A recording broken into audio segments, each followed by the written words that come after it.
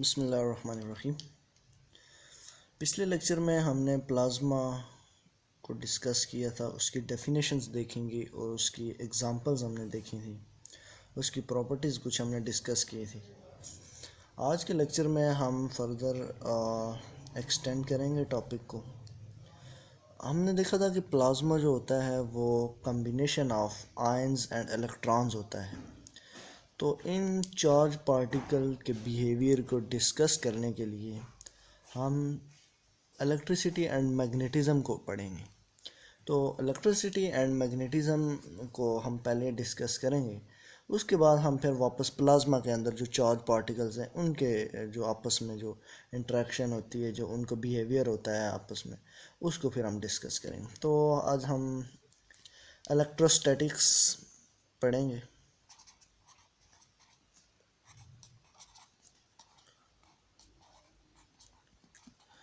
Electrostatics की definition ये है कि it is branch of physics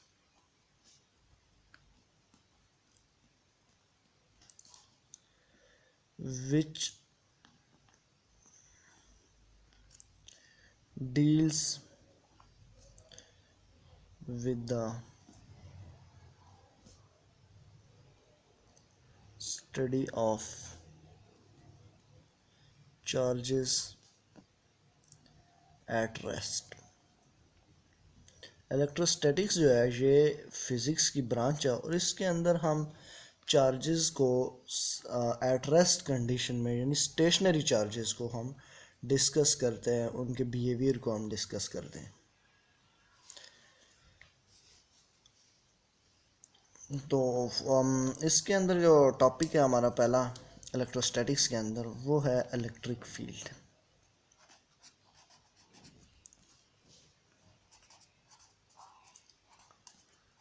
the electric field.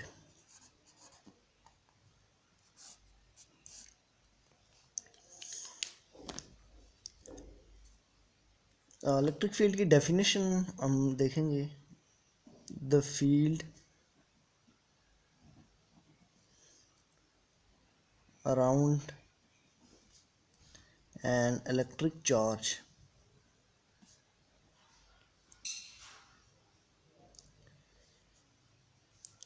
in which it exerts a force on other charges when brought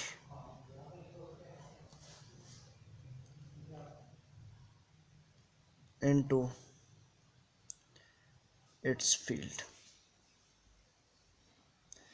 electric field ये है कि जब हमारे पास एक फॉर एग्ज़ाम्पल चार्ज है, इलेक्ट्रिक चार्ज है, उसके करीब जब हम किसी और चार्ज को लेके आएंगे तो वो उस चार्ज के ऊपर एक फील्ड, एक फोर्स एक्सर्ट करेगा। तो फोर्स वो जिस जिस फील्ड के अंदर फोर्स एक्सर्ट करेगा तो वो जो है उस चार्ज की फील्ड कहलाएगी, उस चार्ज की इलेक्ट्रिक फील्ड कहलाएगी। फॉर एग्ज़ाम्पल मेरे पास ये एक चार्ज है, फॉर एग्ज़ाम्पल ये मेरे पास एक चार्ज है और मेरे पास एक दूसरा चार्ज है, ये भी पॉजिटिव मैं ले लेता हूँ एग्ज़ाम्पल के तौर पे। और इसकी फॉर एग्ज़ाम्पल इतनी कुछ फील्ड है कि यहाँ तक ये इसकी फील्ड है, इस पॉजिटिव चार्ज। अब इस चार्ज को जब मैं यहाँ तक ले आऊँगा तो कोई फ़र्क नहीं पड़ेगा, इनके आपस में कोई इंट्रैक्शन नहीं होगा, ना रिपल्शन होगी ना अट्रैक्शन होगी। तो इसका मतलब ये है कि ये इस चार्ज की फील्ड नहीं है। जब इस चार्ज को मैं यहाँ पे ले आऊँगा इस चार्ज की फील्ड के अंदर, तो अब ये इंट्रैक्शन शुरू हो जाएगा। ये दोनों पॉजिटिव चार्जेस हैं तो ये इसको रिपेल करना शुरू कर देंगे एक दूसरे को। तो इस तरह से ये जो होगी ये इसकी फील्ड होगी। ये अब ये एक्सटर्नली जो मैं चार्ज लेके आऊँ इसके अंदर, तो यहाँ पे जो ही मैं अंदर लेके आया हूँ तो ये इन्होंने आपस में इंट्रैक्शन शुरू कर दिया, तो ये इसकी फील्ड होगी। जहाँ से इंट्रैक्शन स्टार्ट होता है वहाँ पे तक इसकी फील्ड होती है और यहाँ से बाहर ये इसकी फील्ड नहीं है इस चार्ज की। तो ये इस तरह इसको इलेक्ट्रिक फील्ड, हमें पता चल गया क्या होती है इलेक्ट्रिक फील्ड। अब हम डिस्कस करेंगे कि हमारे पास चार्जेस हैं। लेट वी हैव चार्जेस, इनको हम कहते हैं पॉइंट चार्जेस या इनको सोर्स चार्जेस कहते हैं। तो ये सोर्स चार्जेस हैं, जो पॉइंट चार्जेस हैं Q1 Q2 up to so on Qn। ये n हमारे पास पॉइंट चार्जेस हैं और and a test charge Q। एक हमारे पास ये टेस्ट चार्ज Q है, Q पॉजिटिव, मतलब ये टेस्ट चार्ज को हम ऑलवेज पॉजिटिव लेते हैं अपनी आसानी के लिए। हमारे पास एक ये पॉजिटिव चार्ज है टेस्ट चार्ज, और बाकी ये सोर्स चार्जेस है हमारे पास Q1 Q2 up to Qn तक। तो ये चार्जेस, सोर्स चार्जेस कुछ भी हो सकते हैं, पॉजिटिव भी हो सकते हैं, नेगेटिव भी हो सकते हैं, मगर ये जो चार्ज है ये टेस्ट चार्ज ये ऑलवेज पॉजिटिव है। तो इसको हम जो लिख सकते हैं, ये Q1 है फॉर एग्जांपल हमारे पास, ये Q2 चार्ज है हमारे पास, Q3 है, अप टू सो ऑन, ऐसे करके ये हमारे पास Qn चार्जेस हैं टोटल। इस तरह से चार्जेस पड़े हुए हैं और यहाँ पे ये टोटल Qn चार्जेस पड़े हुए हैं, और यहाँ पे हमारे पास ये Q चार्ज पड़ा हुआ है।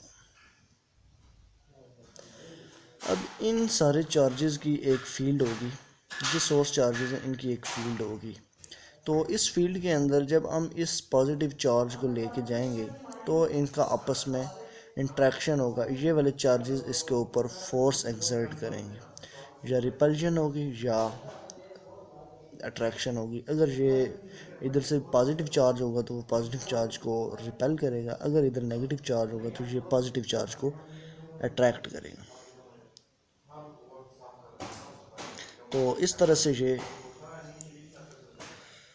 चार्जेस के आपस में इंट्रैक्शन होगा। तो अब हम देखते हैं आगे के होता क्या है कि हम एक्चुअली इस चार्ज के ऊपर हम फोर्स देख रहे हैं कि टोटल कितनी फोर्स एक्सर्ट होगी इस चार्ज के ऊपर। अब ये वाला Q1 भी इस पे फोर्स एक्सर्ट करेगा, ये Q2 भी एक्सर्ट करेगा, Q3 भी एक्सर्ट करेगा, अप टू सोन Qn भी। अब अगर इसके ऊपर देखेंगे हम कितनी फोर्स एक्सर्ट होगी जब हम इसको क्लोज लेके आएंगे इनकी, तो वो सारी हमने फोर्स कैलकुलेट करनी है। तो इसको हम कैसे कैलकुलेट करेंगे, हम यूज़ करेंगे, we use principle of superposition. तो जब इसके ऊपर हम टोटल फोर्स कैलकुलेट करेंगे तो वो हम कैलकुलेट करेंगे bye using principle of superposition. और सुपरपोजिशन प्रिंसिपल क्या कहता है, पहले हम उसको डिस्कस करते हैं। It states that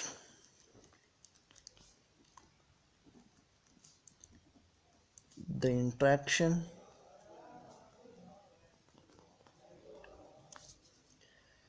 between any two charges is completely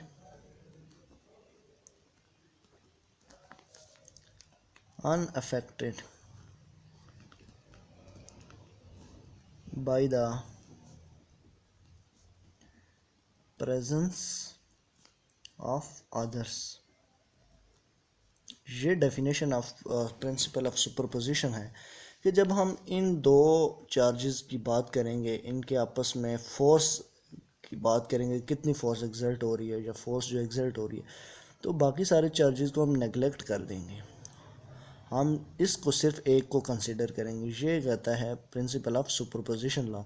और इसी तरह जब हम Q2 की बात करेंगे, Q2 और इसकी आपस में फोर्स की बात करेंगे, तो हम बाकी सारे चार्जेस की जो अट्रैक्शन रिपल्जन है, जो इंट्रैक्शन है, उसको हम भूल जाएंगे। हम सिर्फ इन दो को उनको लेंगे, उनके डिस्कस करेंगे उनको। तो इसी तरह Q3 की बारी आएगी तो बाकी सारे भूल जाएंगे हम, और इन दो को आपस में उसका जो फोर्स है वो कैलकुलेट करें। इसी तरह अप टू Qn हम ऐसे ही करेंगे। फिर जो फोर्सेस सारी की सारी जो फोर्सेस आएंगी उन सारों को आपस में हम ऐड कर लेंगे, तो वो हमारे पास बन जाएगी टोटल फोर्स ऑन दिस। तो इसको मैं वर्डिंग में लिखता हूँ ज़रा। To determine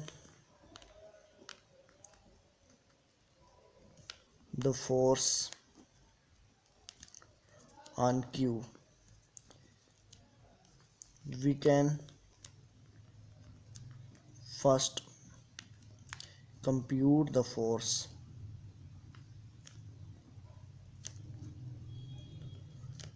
F1। अब ये F1 फोर्स क्या है? F1 फोर्स है जो Q1 इस Q टेस्ट चार्ज के ऊपर जो फोर्स एक्सर्ट करेगा वो F1 है। F1 को आगे लिखा हुआ भी है कि F1 due to Q1 alone.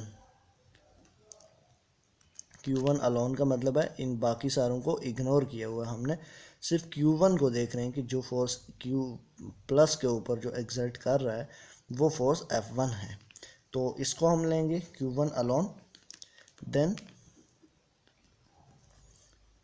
We compute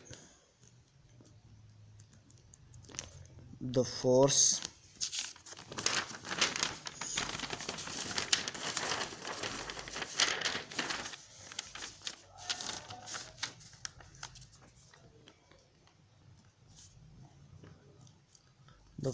F2। फिर उसके बाद हम F2 फोर्स एक्सर्ट करेंगे। F2 क्या है? जो Q2 इस Q प्लस के ऊपर जो फोर्स लगाएगा वो फोर्स है F2। और बाकी सारों को हम इग्नोर करेंगे, हम इन दो को कंसिडर करेंगे। तो ये F2 फोर्स हम फाइंड कर लेंगे। It is due to Q2 alone and so on. इसी तरह हम Q3 की F3 निकाल लेंगे जो Q3 Q के ऊपर एक्सर्ट कर रहा होगा। फिर हम F4 निकाल लेंगे, F5 निकाल लेंगे, अप टू Fn जितने चार्जेस होंगे उन सारों की बारी बारी हम निकाल लेंगे जो फोर्स वो Q के ऊपर एक्सर्ट कर रहे हैं। Finally we take the vector sum of all these individual forces।